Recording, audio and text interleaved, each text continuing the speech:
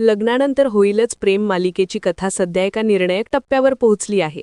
गेल्या काही भागांपासून वसू आत्या आणि रम्या काव्याचा भूतकाळ उघड करण्यासाठी धडपड करताना दिसत आहेत. सुनीताशी हातमिळवणी करून दोघींचं मिशन काव्यात जोरात सुरू होतं आणि अखेर त्या शोधत असलेला पुरावा त्यांना मिळाल्याचं स्पष्ट होतं. कॅफेमधला जीवा आणि काव्याचा जुना फोटो वसू आत्याच्या हाती लागताच संपूर्ण परिस्थितीचं चित्र पालटतं.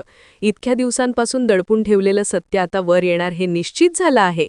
एका बाजूला मालिकेतील पार्थ, काव्य आणि जीवा नंदिनी ही दोन्ही जोडपी मनाविरुद्ध झालेल्या लग्नानंतरही नातं टिकवण्याचा प्रयत्न करत आहेत. हळूहळू एकमेकांबद्दलचा विश्वास आणि प्रेम वाढताना दिसत असतानाच हा भूतकाळ त्यांच्या संबंधांवर सावली टाकणार आहे.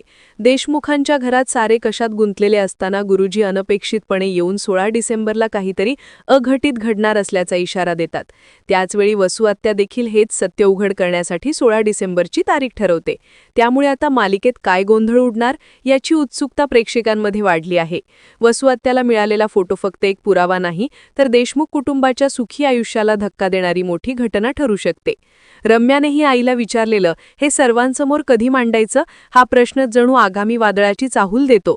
जीवा काव्याच्या अफेअरचं गुपित एकदा समोर आलं की नंदिनी आणि पार्थ कोणता निर्णय घेतील, कुटुंबातील मानिनीची भूमिका काय असेल आणि जीवा काव्याचं भविष्य कोणत्या दिशेनं वळेल या प्रश्नांनी चाहत्यांचं कुतूहल चांगलंच वाढवलं आहे.